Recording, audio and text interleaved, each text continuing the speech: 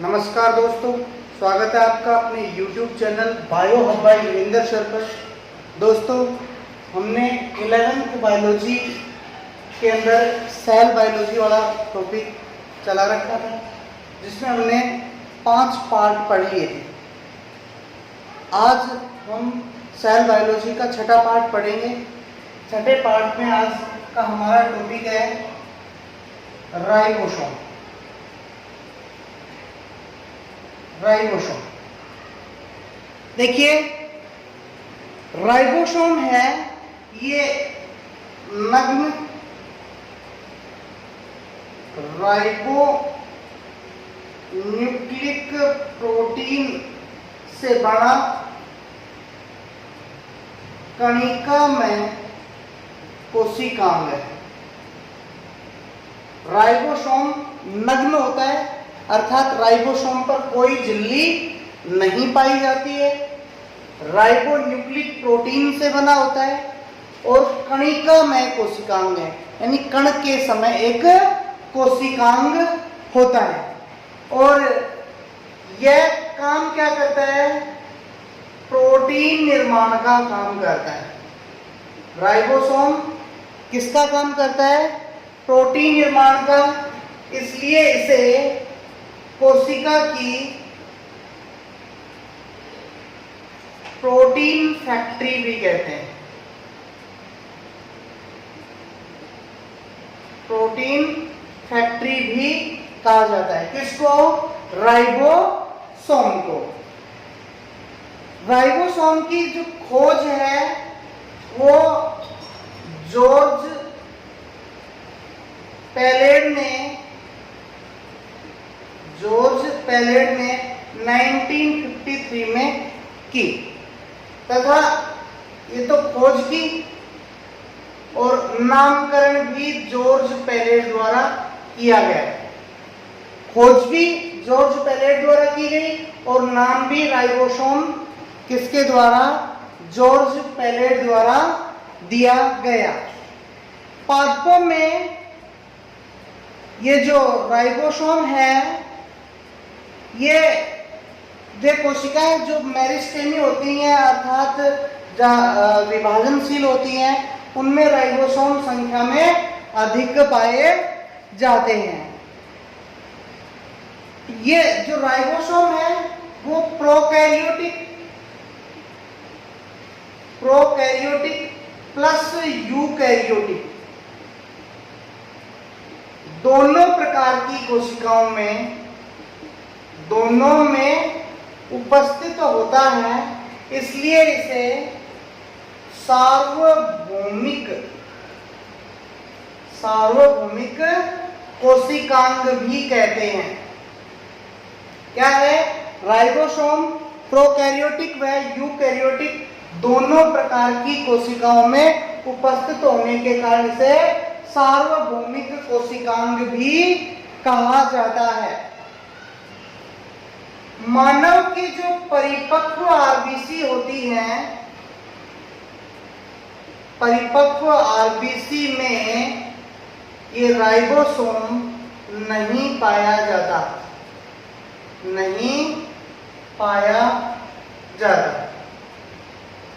दोबारा से समझते हैं। राइबोसोम नग्न अर्थात झिल्ली रहित होता है। राइबो न्यूक्लिक प्रोटीन से बना हुआ कणिका में कोशिकांग है।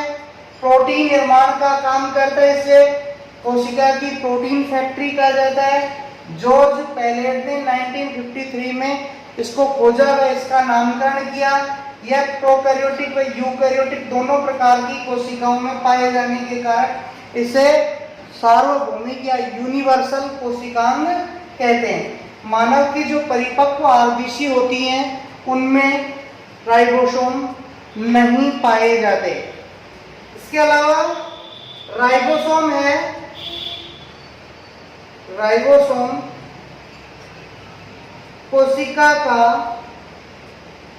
सबसे छोटा अंगक होता है।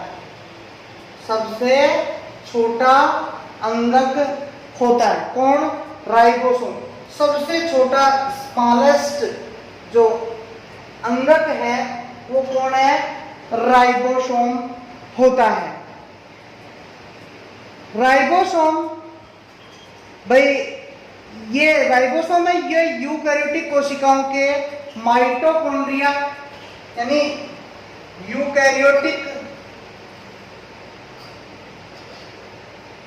जो कोशिकाएं हैं उनके अंदर जो माइटोकॉन्ड्रिया पाए जाते हैं, माइटोकॉन्ड्रिया प्लस लवक में भी उपस्थित होता है, में भी ये राइबोसोम पाया जाता है। यानी इनको अर्ध स्वायत्त शासी कोशिकांग कहा था। इन अर्ध स्वायत्त शासी कोशिकांगों में भी ये जो राइबोसोम है वो यूकैरियोटिक कोशिकाओं के ये माइटोकॉन्ड्रिया व लवक में भी राइबोसोम की उपस्थिति होती है। आगे देखते हैं राइबोसोम को, भाई ये एक यूनिट है एस फॉर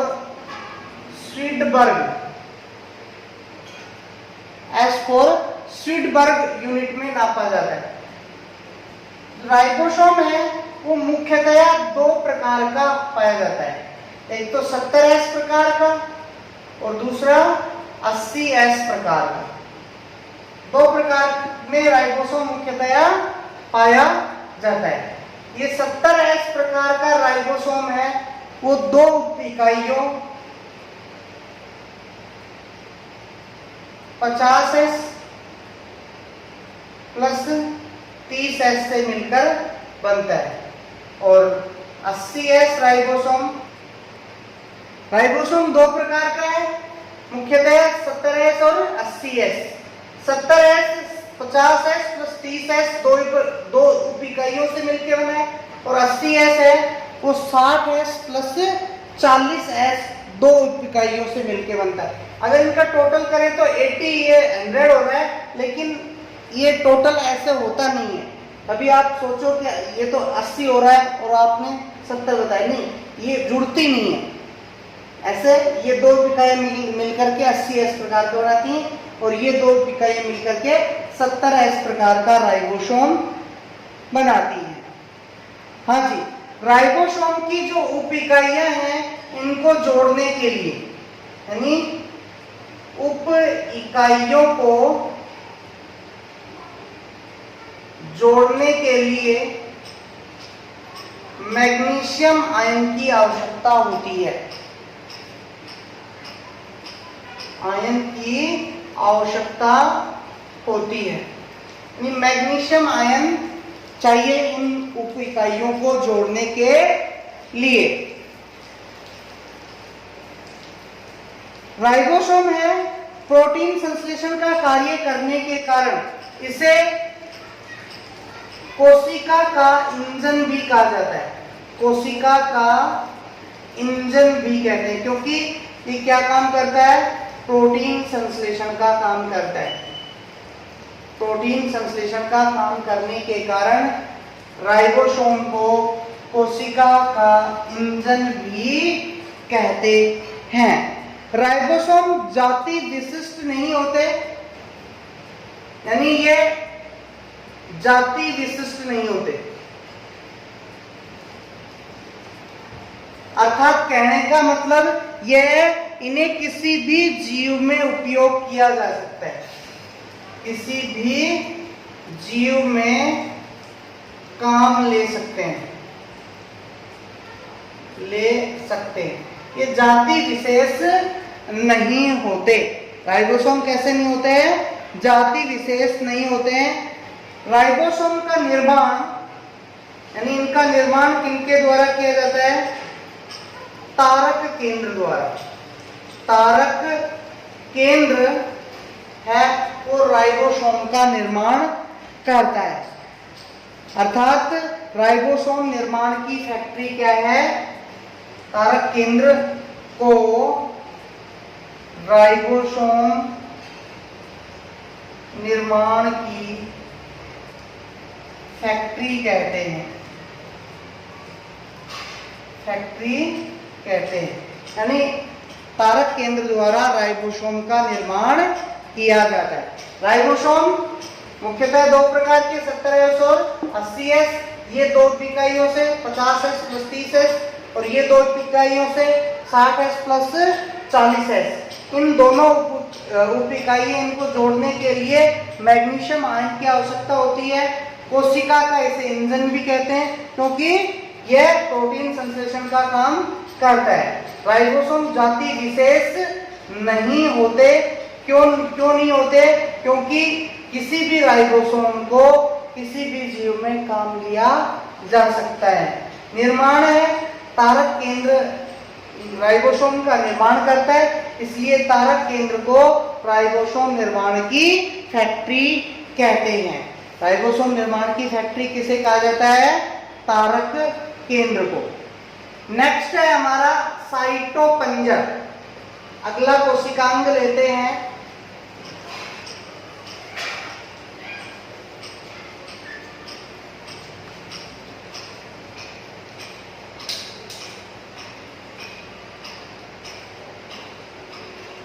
साइटोपंजर,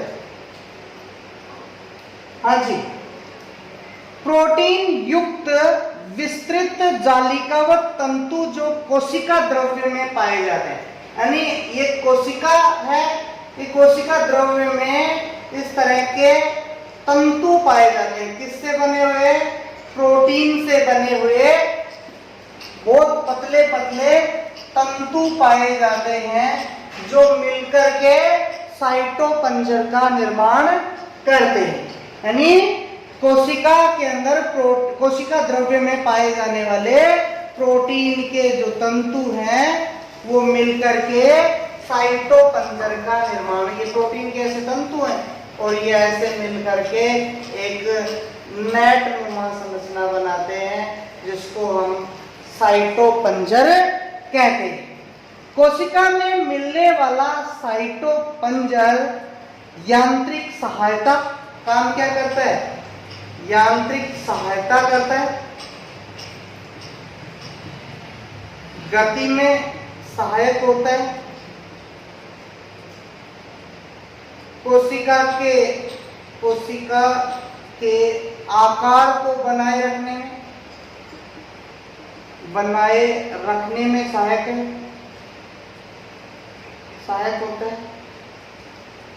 और सूक्ष्म नलिकाएं, सूक्ष्म तंतु तथा मध्यवर्ती तंतु ईआर के साथ मिलकर कोशिका का कंकाल बनाते हैं। यानी ये ईआर के साथ मिलकर, ईआर यानी एंडोप्लाज्मिक रेटिकुलम के साथ मिलकर के कोशिका का कंकाल बनाते हैं, कोशिका का कंकाल बनाते हैं।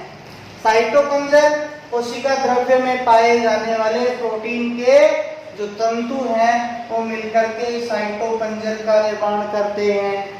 साइटोपंजर कोशिका को यांत्रिक सहायता देता है, गति में सहायक होता है, कोशिका के आकार को बनाए रखने में सहायक है और ये ईआर यानी एंडोप्लाज्मिक रेटिकुलम अंतर पृथ्वी जालिका के साथ मिलकर के कोशिका के कंकाल का निर्माण करते हैं। यानी कोशिका का कंकाल साइटोपंजर बनाए रखने में सहायता करता है।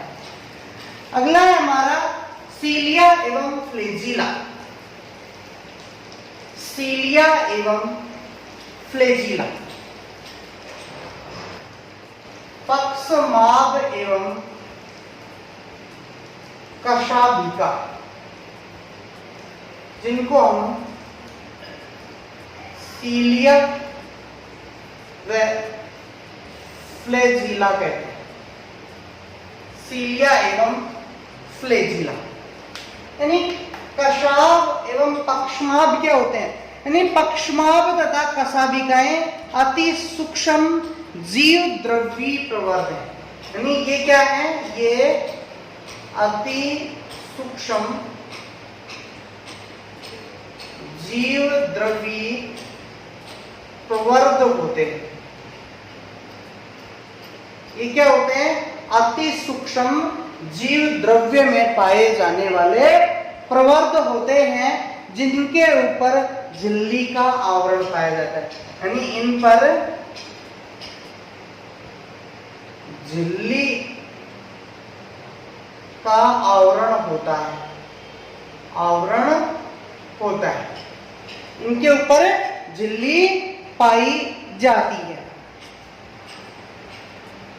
इनकी खोज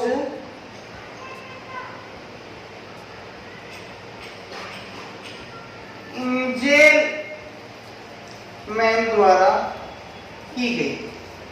पक्षमाव एवं कशाभिका की खोज एंजेलमैन, ENGELMAN,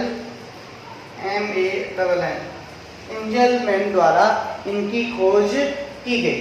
ये अति सूक्ष्म जीव द्रव्य प्रवर्ध होते हैं, इन पर झिल्ली का आवरण पाया जाता है, इनकी खोज एंजेलमैन द्वारा की गई। हाँ जी, नेक्स्ट है हमारा, यानी एंजेलमैन इनके खोजकर्ता थे। ये सभी प्रोकैरियोटिक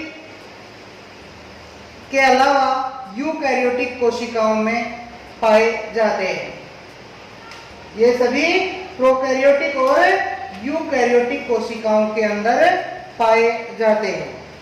इनके अगर कार्य की बात करें, कार्य देखें इनका, तो ये गमन में सहायता करते हैं। तो किसमें?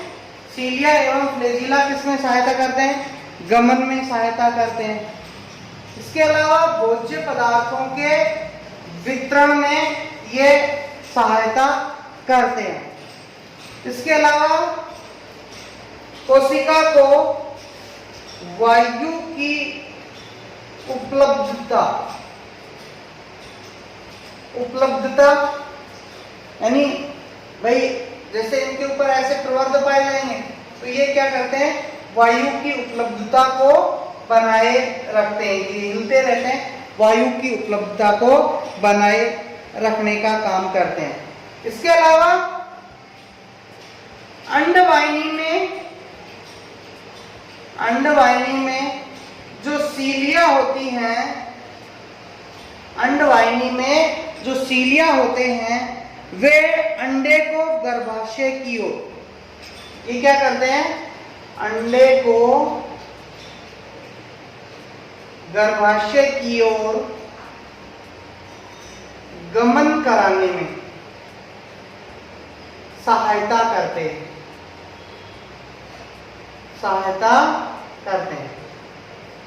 भाई कार्य क्या हो गया? एक तो सीलिया फ्लैजिला का गमन, दूसरा भोज्य पदार्थों के वितरण में सहायता करते हैं, तीसरा वायु की उपलब्धता कराते हैं, चौथा क्या है? भाई अंडवाहिनी में पाए जाने वाले जो सीलिया हैं निषेचन के बाद अंडे को गर्भाशय की ओर गमन कराने में सहायता करने का काम करते हैं। नेक्स्ट है हमारा तारक काय एवं तारक केंद्र।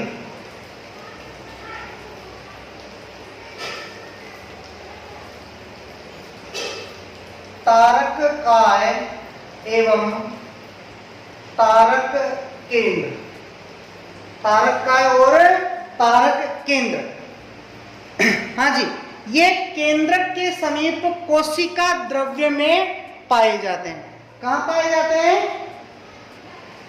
केंद्रक के समीप कोशिका द्रव्य के अंदर ये पाए जाते हैं। कोशिका द्रव्य के इस भाग को काइनोप्लाज्म या सेंट्रोस्फेयर कहते हैं। जहां ये पाए जाते हैं उस भाग को काइनोप्लाज्म या फिर सेंट्रोस्फेयर कहा जाता है।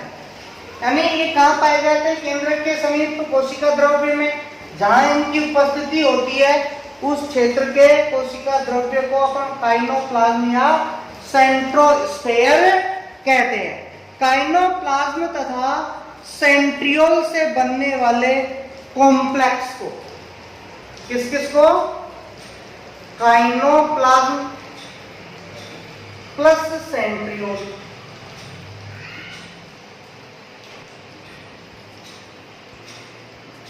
या तारक केंद्र, काइनोप्लाज्म प्लस तारक केंद्र द्वारा जो भाग बनता है या जो कॉम्प्लेक्स बनता है उसे सेंट्रोसोम या तारक काय कहा जाता है।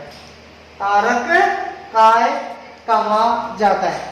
तारक काय को सेंट्रोसोम बोलते हैं, सेंट्रोसोम, और तारक केंद्र को सेंट्रियोल। हाँ भाई, केंद्रक के समीप कोशिका द्रव्य में पाए जाते हैं। जहां इनकी उपस्थिति होती है उस भाई जगह को या उस क्षेत्र में पाए जाने वाले कोशिका द्रव्य को काइनोप्लाज्म या सेंट्रोस्फेयर कहते हैं। काइनोप्लाज्म प्लस तारक केंद्र या सेंट्रियोल मिलकर के सेंट्रोसोम या तारक काय का निर्माण करते हैं। सेंट्रोसोम की खोज बेंडन तथा बावेरी ने की। ये सेंट्रोसोम, ये जिसको अपन तारक काय कह रहे हैं, इसकी खोज बेंडन एवं बावेरी द्वारा की गई। सेंट्रोसोम की खोज किसने की? बेंडन तथा बावेरी ने। उच्च पादपों तथा प्रोकैरियोट में सेंट्रोसोम नहीं पाया जाता। ये उच्च पादपों व प्रोकैरियोट में सेंट्रोसोम या तारक काय, सेंट्रोसोम अनुपस्थित होता है, अनुपस्थित होता है। यानी उच्च वर्ग के पादपों में और प्रोकैरियोटिक कोशिकाओं में सेंट्रोसोम नहीं पाया जाता। सेंट्रियोल पार्ट ऑफ व्हील संरचना दर्शाता है। ये जो सेंट्रियोल है, तारक केंद्र, पार्ट ऑफ व्हील अर्थात बैलगाड़ी के पहिए की तरह। बैलगाड़ी के पहिए में जैसे इस तरह से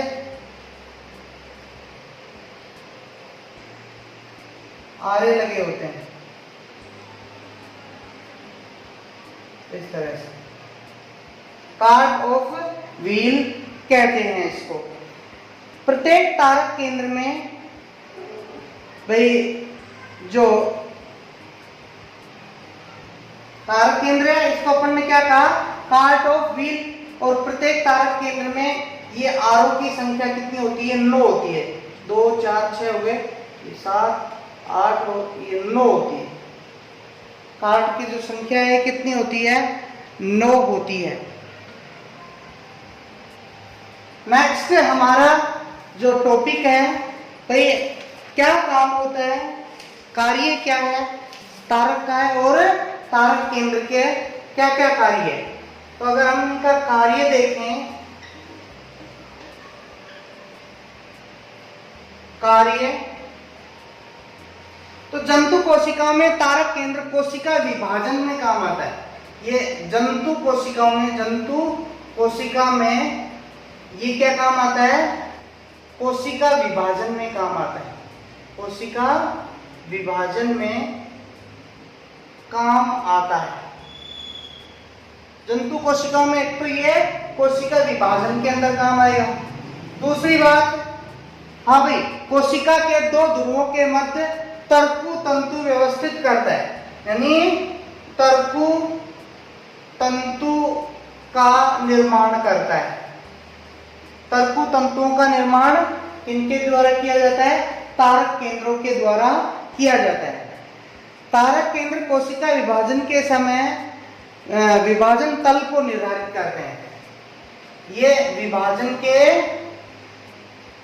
तल को निर्धारित करते हैं, तल को निर्धारित करते हैं।